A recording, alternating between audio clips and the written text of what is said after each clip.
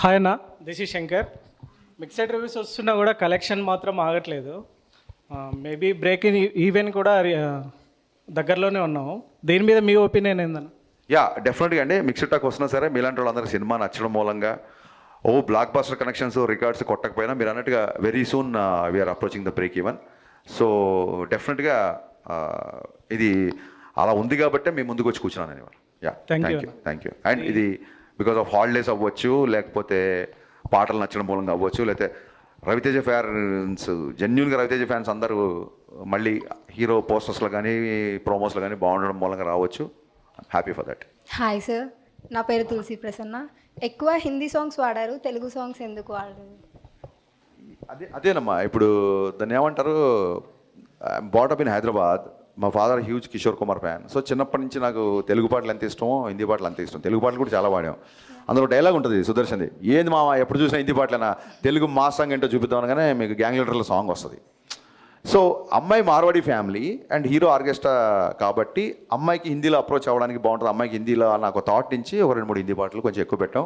అవి ఇప్పుడు మీరు ఫీడ్బ్యాక్ ఇచ్చాక అవి కట్ చేసాం డెఫినెట్గా. Thank you. సో యా, అది ఆ క్వశ్చన్ అడిగింది. Thank you. Hi sir. Yeah, ఇది రెండో క్వశ్చన్ అని ఇది. అదే డౌట్ వచ్చింది. ఎస్ సార్, ఒకవేళ మల్టీ స్టార్ తీస్తే రవితేజానతో పవర్ స్టార్ పవన్ కళ్యాణ్ గారితో ఇద్దరితో ఏమైనా ప్లాన్ చేసే ఏమైనా ఛాన్స్ ఉందా? యా, మల్టీ స్టార్ అంటే జరిగితే అదే జరగాలని కోరుకుంటున్నాను. Thank you sir. అండ్ ఫ్యూచర్లో ఏమైనా మెగాస్టార్తో ఏమైనా మూవీ ప్లాన్ చేసే ఛాన్స్ టాక్స్ ఉన్నాయి, కానీ అది ఏది కన్ఫర్మ్ కాకుండా కన్స్ట్రక్ట్గా లేకుండా చెప్తే బాగోదు. పెద్ద పెద్ద హీరోల గురించి ముందే చేసేస్తున్నాం అని చెప్పడం కరెక్ట్ కాదు. అఫీషియల్గా అనౌన్స్మెంట్ వస్తుంది. We are waiting sir. Thank you so much. Thank you. Hello sir, this is Shanmukhi. ఈ మూవీ నుంచి మీకు ఆడియన్స్ నుంచి వచ్చిన ఫీడ్బ్యాక్ ఏంటి? నెక్స్ట్ మూవీలో అది రిపీట్ చేయకుండా ఉండడానికి మీరు ఏం చేయాలనుకుంటున్నారు? యా, ఇక్కడ ఈ మూవీ నుంచి నేను నేర్చుకుంది ఏంటంటే, ఖచ్చితంగా సెకండ్ హాఫ్లో రవితేజ అనే ఎంటర్టైన్మెంట్ కొంచెం తగ్గింది అని చెప్పారు. So even though there is a necessity of story telling, A hero నుంచి ఏవైతే ఎక్స్పెక్ట్ చేస్తారో ఆ ఎలిమెంట్స్ అసలు మిస్ అవ్వకూడదు. At the same time second half story కొంచెం సింగిల్ థ్రెడ్లో ఉంటుంది. ఇంకా ఇంట్లోకి వెళ్ళాడంటే రైడ్ కంటిన్యూగా జరుగుతూ ఉంటుంది. సో ఖచ్చితంగా ఆ ఒక్క థ్రెడ్, అలాంటి ఒక స్లైట్గా ఉన్న థ్రెడ్స్ కంప్లీట్ సినిమా చూపించడానికి ఒక్కొక్కసారి సరిపోకపోవచ్చాము. సో 100% స్క్రిప్ట్ మీద ఇంకా బాగా వర్క్ చేయాలనేది నేను ఖచ్చితంగా ఈ సినిమా ద్వారా నేర్చుకున్నాను చెప్పడానికి నేను మాట్లాడబడతాను. హలో సార్, అదే కొత్తగా వచ్చే ఇప్పుడు యాస్పైరింగ్ డైరెక్టర్స్కి మీరు ఇచ్చే సలహాలు ఏంటి? ప్రస్తుతం సలహాలు తీసుకునే పొజిషన్లో ఉన్న తమ్ముడు. సో ఈ సలహాలన్నీ సమీక్షించుకొని ఆ తర్వాత నేను సలహాలు ఇస్తా. యా,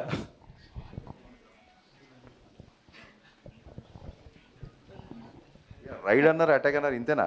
హలో సార్, మీరు కొత్త హీరోయిన్తో చేయడం is a big challenge and తను ఇంత బాగా యాక్ట్ చేయడానికి అండ్ తెలుగు డబ్బింగ్ బాగా చెప్పడానికి మీరే మెయిన్ రీజన్ అంటున్నారు. సో మీ ఒపీనియన్ ఏంటి? యా, తెలుగు డబ్బింగ్ చెప్పడానికి మా డైరెక్షన్ డిపార్ట్మెంట్ ఓపిక. వాళ్ళు రోజు అమ్మాయితో మొత్తం చెప్పించి అది అయిపోయిన తర్వాత నేను కరెక్షన్ అని పిలిచేవాళ్ళు. అమ్మాయి తెలుగు డబ్బింగ్ బాగా చెప్పడానికి అమ్మాయి ఇంట్రెస్ట్ బేసిక్గా. సో కొత్త హీరోయిన్స్ అంటే ఏం లేదండి, నేను ఈ సినిమా ఫాస్ట్గా ఫిల్ చేద్దాం అనుకున్నాను. బిజీగా ఉండే హీరోయిన్లు వాళ్ళ గురించి డేట్స్ ప్రాబ్లం. నేను డీజే కానీ లేకపోతే పవన్ కళ్యాణ్ గారితో గబ్బర్ సింగ్ చేసినప్పుడు శృతి హాసన్ కానీ పెట్టడం కానీ, వాళ్ళు 1-2 ఫిల్మ్స్ చేసిన వాళ్ళు అంటే ఎక్కువ బిజీగా లేని వాళ్ళు ఉంటే నాకు కొంచెం నా షూటింగ్ కంఫర్ట్ ఉంటుందని. బట్ భగవంతుడి దేవల్ల నా సినిమా తర్వాత వాళ్ళు టూ మచ్ బిజీ అయిపోతున్నారు. సో అది మంచిదే కదా. అండ్ ఆ dubbing credit goes to my direction department, Bobby, Akhil, వీళ్ళు, మన లోకేష్, వీళ్ళందరూ, లోహిత్, వీళ్ళందరూ బాగా కష్టపడి చేయించారు. హాయ్ అన్న, my name is Mohan. Yeah, ప్రతి వాళ్ళు సినిమా తీస్తారు, అది వస్తూ ఉంటుంది, హిట్ అవుతుంది, ఫ్లాప్ అవుతుంది. సినిమా హిట్ అయినా సినిమా తీస్తాం, ఫ్లాప్ అయినా సినిమా తీస్తాం. నేను ఇంతలో చెప్పారు కదా జగన్ గారు. సో అలాగా మీ ఇనిషియల్ స్టేజ్లో మీరు మీ ఇనిషియల్ స్టేజ్లో మీకు ఒక మైండ్లో ఒకటి అనుకొని వస్తారు, నేను సినిమా ఎట్లా తీయాలి, ఈ పాయింట్ ఆఫ్ వ్యూలో ఇట్లా నేర్చుకొని ఇలా డెవలప్ అవ్వాలని. ఇప్పుడు మీకు ఇనిషియల్ స్టేజ్లో ఉన్నప్పుడు మీరు మిమ్మల్ని ఏమైనా మిస్ అయ్యారు? డెఫినెట్గా మిస్ అయ్యాను. షాక్ సినిమా చూస్తే అప్పటికే రవితేజ్ గారు ఇడియట్, అమ్మ నాన్న తమిళమ్మాయి ఒక అగ్రెసివ్ క్యారెక్టర్లో ఉన్న అతన్ని నేను షాక్. ఫస్ట్ సినిమా ఉన్నప్పుడు దాన్ని ఏమంటారు, మన చిన్నప్పటి నుంచి అనుకున్న భావాలు, మన చిన్నప్పటి నుంచి అనుకున్న ఒక సాహిత్యం, సంగీతం, వేటూరి గారితో పాట రాయించుకోవాలి, చాలా ఈస్థెటిక్స్తో ఒక లూజర్, ఒక హస్బెండ్, వైఫ్ని కాపాడగలిగిపోయిన ఒక హస్బెండ్ క్యారెక్టర్లో జ్యోతిక గారు రవితేజ్ గారి మధ్య ఉన్న కెమిస్ట్రీ కానీ, ఆ మధురం మధురం సాంగ్ కానీ చాలా ప్యూరెస్ట్ ఫార్మ్ ఆఫ్ టేకింగ్ ఉంటుంది సినిమాకి.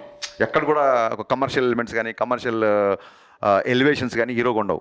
సో ఎప్పుడైతే ఆ సినిమా ఫ్లాప్ అయిందో then I learn lot of things how to make audience appealing film అని. సో మీరు షాక్ అనే సినిమాతో వచ్చిన దర్శకుడు మిరపకాయ అని టైటిల్ వచ్చినప్పుడే మీరు అర్థం చేసుకోవచ్చు ట్రాన్స్ఫర్మేషన్ అని.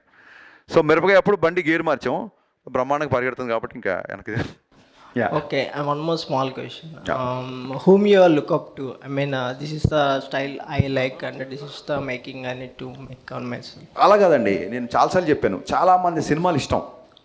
Okay. సో మనకి ఎలా ఉంటుందంటే వీ లవ్ ద వర్క్. నాకు ముల్లపూడి వెంకటరమణ గారి సినిమా దగ్గర నుంచి వంశీ గారి Ladies Tailor is my all time favourite. అలాగే ఏపీలో ఒకటి విడుదల అనేది it's like textbook for me. ఏపీలో ఒకటి విడుదల అనేది టెక్స్ట్ బుక్ నాకు. అలాగే ప్రియదర్శన్ గారి సినిమాలు చాలా, అలాగే ఏదైనా కొంచెం ఎంటర్టైన్మెంట్ ఉన్న సినిమాలు నేను ఇష్టపడతాను. అలాగే నేను ఇనిషియల్ డేస్లో నేను డైరెక్టర్ అవ్వకముందు సీను వెట్ల గారి దగ్గర, డైరెక్టర్ అయిపోయిన తర్వాత షాక్ తర్వాత నేను వినాయక్ గారి దగ్గర, పూరి గారి దగ్గర. సో వీళ్ళందరి ఇన్ఫ్లుయెన్స్ డెఫినెట్గా ఎంతో కొంత నా మీద ఉంటుంది. అలాంటి సినిమాలు నాకు చాలా ఇష్టం. జనాల్ని బయట ప్రపంచం మర్చిపోయేలాగా చేసే సినిమాలు నాకు చాలా ఇష్టం. సో నా సీనియర్లు వీళ్ళు నాకంటే ముందు, నా తర్వాత వచ్చిన వాళ్ళు చూస్తే నాకు బాగా ఇష్టమైన డైరెక్టరు మన Mahanati Nag Ashwin and my brother Sandeep Vanga. వీళ్ళంటే చాలా ఇష్టం. అంటే నేర్చుకోవడానికి నీ జూనియర్లు సీనియర్లు అక్కర్లేదు, నీ తర్వాత నీకంటే తక్కువ కాదు నా ఉద్దేశం, నీ తర్వాత వచ్చిన నీకంటే తక్కువ వయసున్న కుర్రోళ్ళ దగ్గర నుంచి కూడా నువ్వు నేర్చుకోవచ్చు అనేది నేను బలంగా నమ్ముతాను ఇప్పుడు. Yeah, that's well said, sir. I mean, what is your dream project? మీరు ఇనిషియల్ స్టేజ్ నుంచి నేను ఒక ఇట్లాంటి ప్రాజెక్ట్ తీయాలి, ఇట్లాంటి కథ తీయాలి అని ఏమైనా అనుకున్నారా? దాంట్లో అచీవ్మెంట్కి మీరు ఎంతవరకు ముందుకెళ్ళాలి? యా, నా డ్రీమ్ ప్రాజెక్ట్ ఎండమూరి గారి నా ఫేవరెట్ నవల్స్ 2 ఉన్నాయండి. ఓకే. అవి ఎప్పటికైనా తీయాలని. ఒకటి ఆనందో బ్రహ్మ, ఒకటి ప్రేమ. ఈ 2 ఎప్పటికైనా స్క్రీన్ మీద తీసుకురావాలనేది. అలాగే ఒక హ్యూమన్ రిలేషన్స్ని చేస్తూ సింగిల్ ఎలివేషన్, సింగిల్ యాక్షన్, ఒక చెంపదెబ్బ కూడా లేని ఒక సినిమా దాగుడు మూతలైన స్క్రిప్ట్ ఎప్పటిదాకా రెడీగా ఉంది. దాని పొజిషనింగ్ కరెక్ట్గా రావట్లేదు, వచ్చినప్పుడు ఆ సినిమా చేస్తాం. Okay, thank you sir. Thank you. Hi అన్న, నా పేరు సతీష్, నేను డిప్యూటీ సీఎం గారి తాలూకా. మేమందరం కూడా ఆయన తాలూకానే. ఓకే అన్న. Firstly I would like to convey my whole hearted thanks to you for Gabbar Singh setback. ఇక్కడ సినిమాలో మీరు గద్దర్ గారిని చూపించారు కదా అమ్మాయి పాట ద్వారా, అది మీరు 90s వాళ్ళకి మరియు ఈ జనరేషన్ వాళ్ళకి మరి ఒక్కసారి వాళ్ళని గుర్తు చేయాల్సినటువంటి మీరు ఆంతర్యం అది మరొకసారి గుర్తు చేసి నా క్వశ్చన్ పూర్తిగా అర్థం కాల.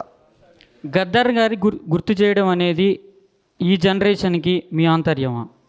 ఖచ్చితంగా. ఎందుకంటే గద్దర్ గారి పాటలు నాకు చాలా ఇష్టం. ఒక మంచి సందర్భం దొరికింది, దట్టు ఒక అమ్మాయితో పాడించే సందర్భం దొరికింది. సో అందుకు అమ్మాయి చాలా గర్వంగా గద్దర్ ఫ్యాన్ అని చెప్పుద్ది. So yeah, that's what I want to tell. Thank you so much అన్న. Thank you.